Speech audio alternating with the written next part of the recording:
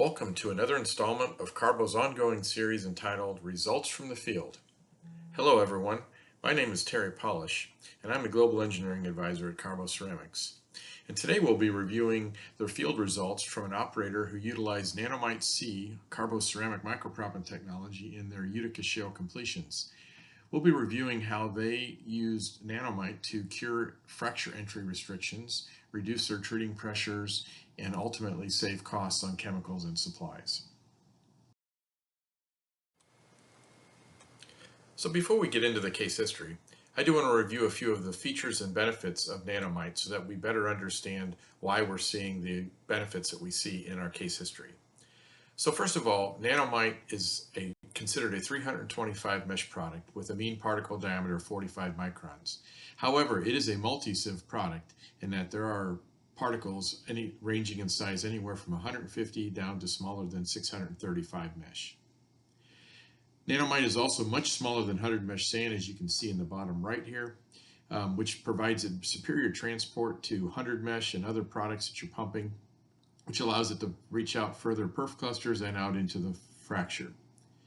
NANOMITE is also much more erosive than 100 mesh sand and other microproppants, which help the curing of fracture entry restrictions. NANOMITE is a ceramic-based product which provides additional strength and high strength when the fractures, these microfractures, close on the small mesh particles. And lastly, NANOMITE can be pumped dry or in slurry. However, most clients prefer to pump it dry to save costs. So these features can lead to multiple benefits from when pumping NANOMITE. The first of which is the ability to cure fracture entry restrictions. By curing these restrictions, one can reduce their treating pressures and in many cases increase slurry rate or reduce horsepower usage. If there are screen out risks, they can be reduced, as well as perhaps decrease overall completion costs. Another advantage of pumping NANOMITE is the ability to improve cluster ejection efficiency. This occurs because of your ability to transport the NANOMITE down to further perf clusters much easier in your stage, as well as out into the formation, and cure those individual perf clusters of entry restrictions, thereby improving the productivity across all. In addition, because of its multi-sieve size, it has the ability to prop open multiple sizes of microfractures, which will also increase production and potentially reduce your decline rate.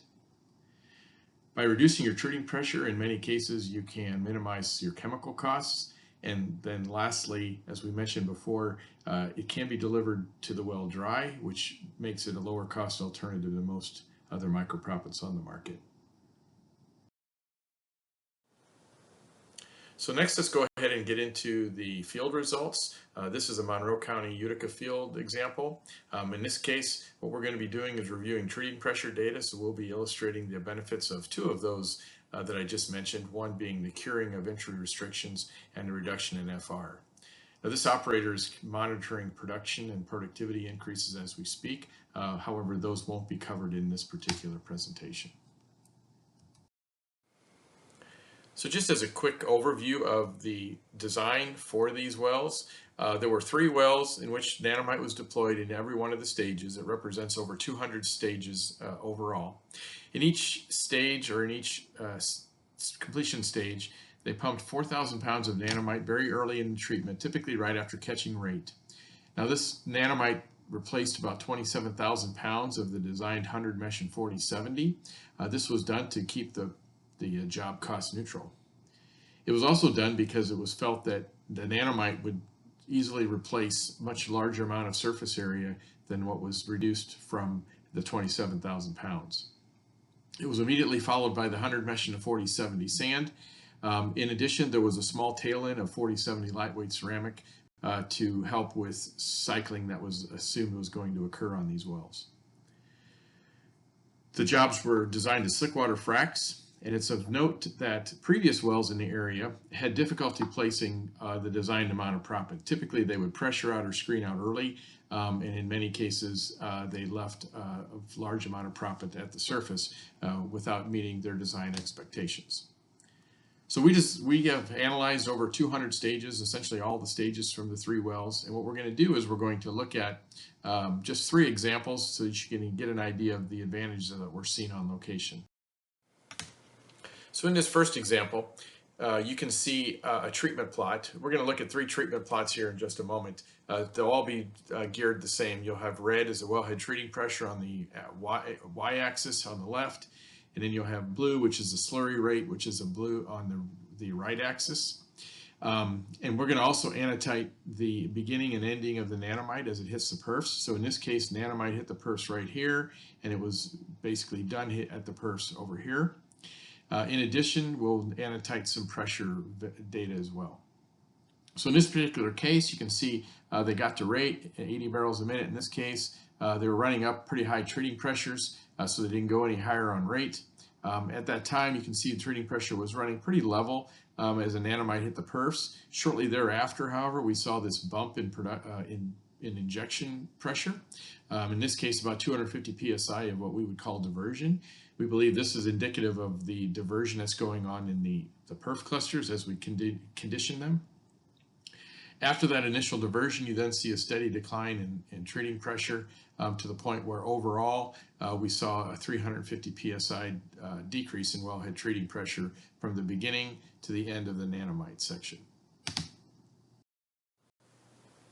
Here's another example. In this particular case, as the nanomite hit the perforations, you can see nanomite hit perfs just as they were at rate. Nanomite hit the perfs, we're at about 11,325. Again, in this case, they weren't going any higher treating pressure because of they were running up against their max. In this case, there was probably only a very small bump here for diversion, maybe 10 to 25 psi. But from that point forward, we began to see the treating pressure decline. There may have been some diversion going on in here potentially, but the bottom line is we saw about a 600 psi decrease in treating pressure. However, because we now had running room between the treating pressure of about 10,700 and the max, they then began to bring the rate up such that by the end of the nanomite at the perforations, they were able to be pumping at 90 barrel a minute design rate. In this last example, we're going to look at even one more aspect. Okay, so this treatment happened later on as they began to learn about how these wells were treating with nanomite present. So in this particular case, nanomite hit the perfs. Here again, you can see they caught rate, and just as they were at the rate that they could withstand at this treating pressure, nanomite hit the perfs. Nanomite probably not real much diversion here, maybe a little bit on its way down here as some other perf clusters were opening. But the bottom line is, treating pressure began to decrease dramatically. As that treating pressure decreased, the operator then began increasing rate to get themselves up to their design rate of 90 barrels a minute. And at the end of that time, they also took advantage of the incremental, the delta in treating pressure and reduced their FR from 0.5 to 0.4 GPT. So overall, we saw over 500 PSI reduction in treating pressure while increasing the slurry rate back to max, as well as reducing the FR to save costs. So as I said before, over 200 stages were analyzed. Here's just a summary of the observations of those 200 plus stages. First of all, over 75% of the stages saw treating pressure reductions during the nanomite slurry stage. In fact, 10% of those stages saw over 500 PSI reduction. In addition, over 50% of the stages saw a bump in pressure when the nanomite hit the perfs.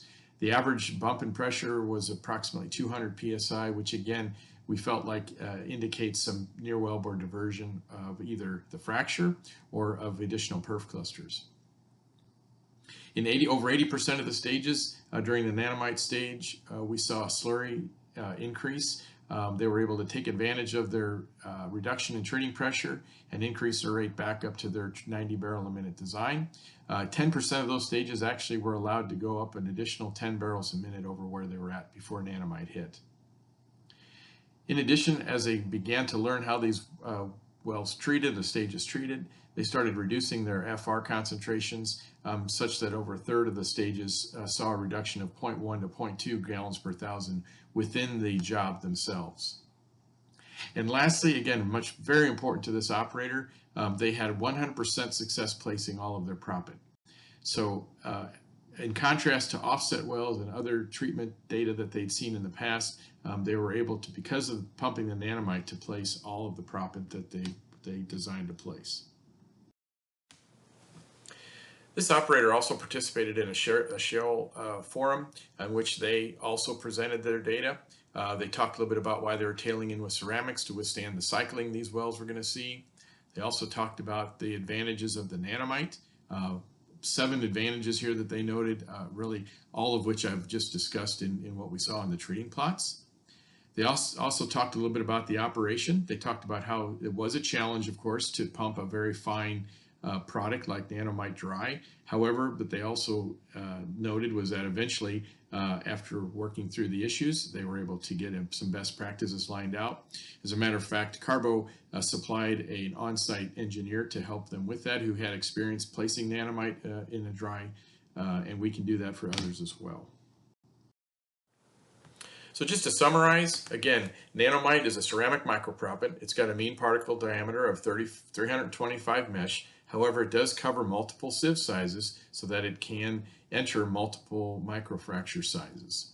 It's also higher strength and can be pumped dry to save slurry costs.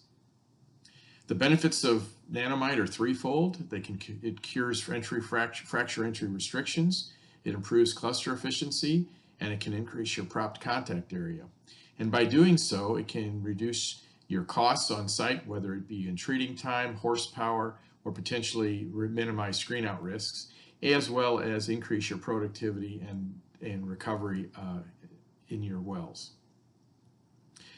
This Monroe County Utica case history that we showed today illustrated how on the operational side we could reduce the wellhead treating pressure, which led to an increase in slurry rate as well as a reduction in FR loading, and ultimately led to the elimination of all sand placement issues.